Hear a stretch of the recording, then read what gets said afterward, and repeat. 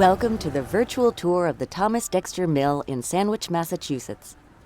Grist mills provided an essential service in early American communities, turning grain into meal for baking and cooking.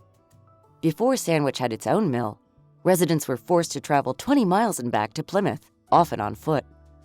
In 1654, the Thomas Dexter Gristmill went into operation on Shawnee Pond, which had been dammed for an earlier mill to create power for the water wheel. The Dexter Mill operated continuously for 240 years.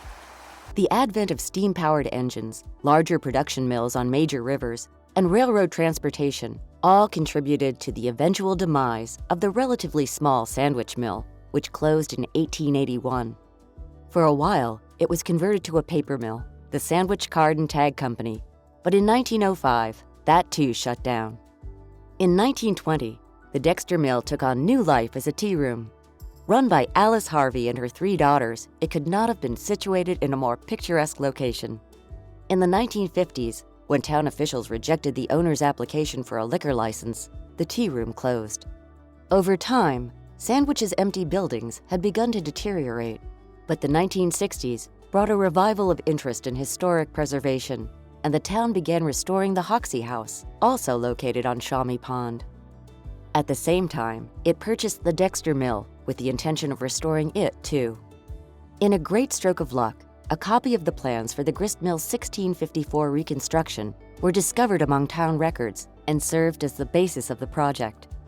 Working grist mill fixtures of the period were located in Philadelphia, and reclaimed timbers were sourced throughout New England. The most essential items, 2 millstones each weighing 2,000 pounds, were tracked down in a small French town, La Ferté-sous-Jouarre, northeast of Paris.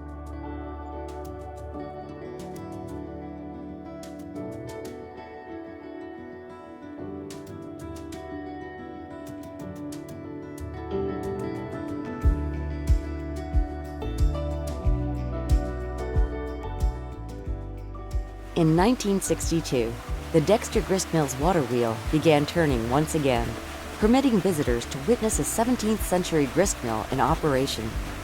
The mill may not look very high-tech from the outside, but operating its equipment requires a present-day miller to become familiar with 6 pages of technical terms. When you enter the small mill building, you'll find an upstairs miller who oversees the grinding process and adjusts the grinding surfaces that determine how fine or coarse the meal will be. On the lower level, the downstairs miller bags the finished product. Welcome to the Dexter Gristmill. This is a nice little piece of history in the center of Sandwich, Massachusetts. And right now I'd like to tell you a little bit about the mill itself, the piece of equipment we have here, how it operates, why it operates, and okay, so the mill is the mill is regulated by the water flow that's outside. We'll open a dam in the morning to allow a flow of water to come through the sluice, and that sluice will fill up a wooden trough outside, and then as we want to actually run the mill, we'll open up that sluice and let the water flow onto the wheel. Now, the wheel we have is an undershot wheel, and the pressure of the water will turn the wheel at a pretty good clip, and we can regulate just how fast that wheel runs. And as it turns, it's a direct line with 2 gears down below the floor here. That'll turn the mill wheel and start the whole process going. It's really quite simple technology.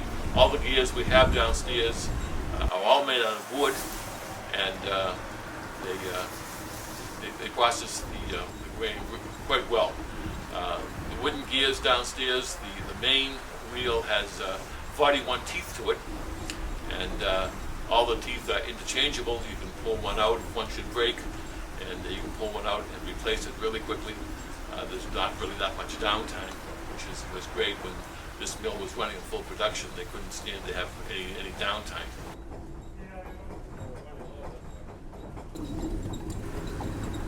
It consists of just a few basic parts. We have this part here, which is called the horse.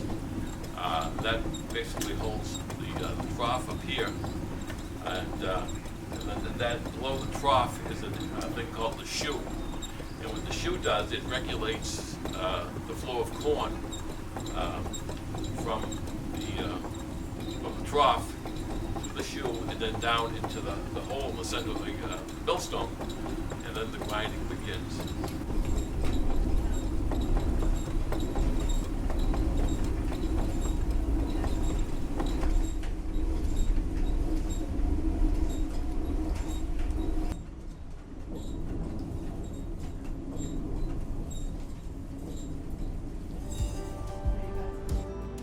We hope you've enjoyed this virtual tour of the Thomas Dexter Mill, and we look forward to seeing you in person soon.